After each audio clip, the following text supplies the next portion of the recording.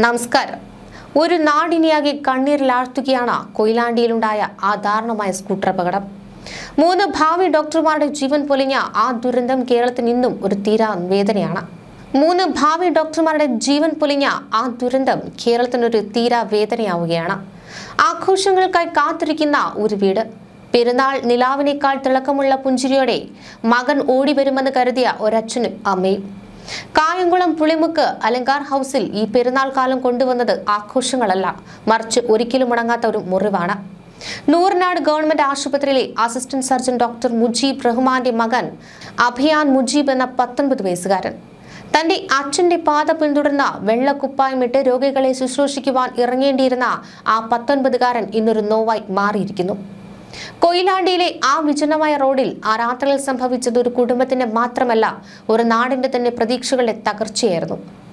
Kayamkulam Sreenarayana central സ്കൂളിലെ അധ്യാപകർക്കും സുഹൃത്തുക്കൾക്കും അഭിയാൻ വെറും ഒരു വിദ്യാർത്ഥിയായിരുന്നില്ല.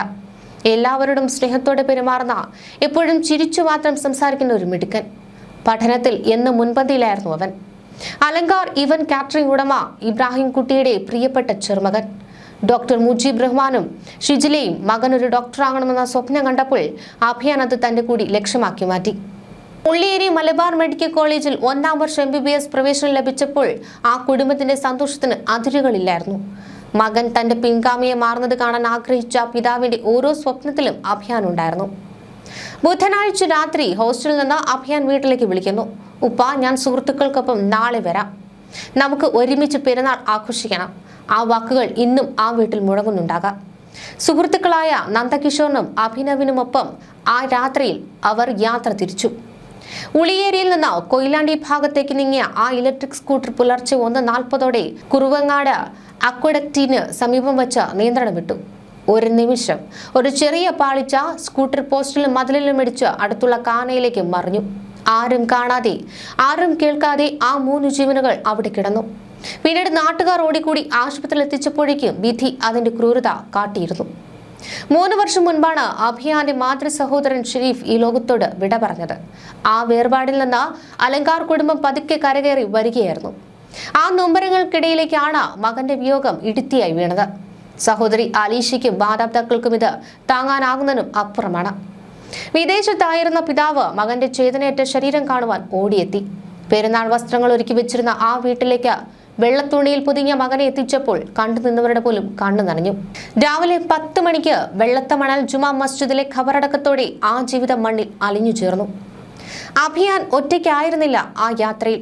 കൂടെ ഉണ്ടായിരുന്ന നന്ദകിഷോർ എന്ന കിച്ചു, കൊല്ലം തൊടിയൂർ സ്വദേശി, 4ാം വർഷ MBBS വിദ്യാർത്ഥിയായിരുന്ന അവൻ തന്റെ പഠനം പൂർത്തിയാക്കുവാൻ വെറും 1 വർഷം മാത്രം ബാക്കി നിൽക്കെയാണ് യാത്രയായത്. പാലക്കാട് സ്വദേശി അഭിനവ് ഹോസ്റ്റലിൽ താമസിച്ചു പഠിച്ചിരുന്ന 1ാം വർഷ വിദ്യാർത്ഥി. 3 വീടുകളിലെ പ്രതീക്ഷകളാണ് ആ ഒരൊറ്റ അപകടത്തിൽ കരിഞ്ഞുപോയത്. സ്കൂട്ടറിന്റെ നിയന്ത്രണം നഷ്ടപ്പെട്ടതാണെന്ന് പോലീസ് പറയുമ്പോഴും ഈ 3 ഭാവി വാഗ്ദാനങ്ങളുടെ വിയോഗം കേരളത്തിലെ റോഡുകളെ സുരക്ഷയെക്കുറിച്ചും വീണ്ടും നമ്മെ ചിന്തിപ്പിക്കുന്നുണ്ട്. പഠിക്കാനായി എന്നും രാവിലെ 5 മണിക്ക് മുന്നേ, അതായത് അഭിയാനെ ഉപ്പയായ ഡോക്ടർ മുജീബ് റഹ്മാൻ ഫോണിൽ വിളിച്ച് ഉണർത്തുമായിരുന്നു. ബുധനാഴ്ച രാവിലെയും പതിവ് പോലെ മുജീബ് റഹ്മാൻ മകനെ വിളിച്ചുവെങ്കിലും ഫോൺ എടുത്തില്ല.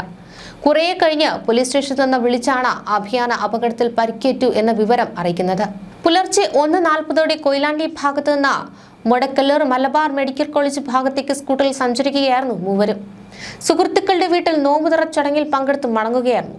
ഇവർ സഞ്ചരിച്ച സ്കൂട്ടറിന്റെ പിൻഭാഗം ആകെ തകർന്നിട്ടുണ്ട്. പിന്നിൽ ഏതോ ഒരു വാഹനം ഇടിച്ചതാകാമെന്നാണ് നാട്ടുകാർ പറയുന്നത്. ഇരുമ്പ് വൈദ്യുതി കാലിലും ഓവുചാലിന് സമീപത്തെ മതിലിലും സ്കൂട്ടർ ഇടിച്ച പാടുണ്ട്.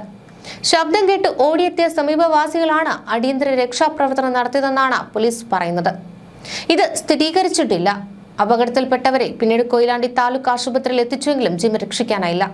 മൃതദേഹങ്ങൾ പിന്നീട് കോഴിക്കോട് മെഡിക്കൽ കോളേജ് ആശുപത്രിയിലേക്ക് മാറ്റുകയായിരുന്നു. മൃതദേഹങ്ങൾ പോസ്റ്റ്മോർട്ടത്തിന് ശേഷം വൈകിട്ട് Modakkallur Malabar Medical College academy ബ്ലോക്കിൽ പൊതുദർശനത്തിന് വെച്ചു.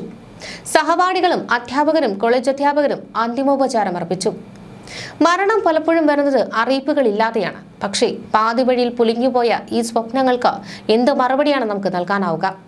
അച്ഛന്റെ ടെലസ്കോപ്പ് കഴുത്തിലണിഞ്ഞ രോഗികൾക്ക് അത്താണിയാകേണ്ടിയിരുന്ന അഭിയാൻ ഇനി ഓർമ്മകളിൽ മാത്രം ജീവിക്കും.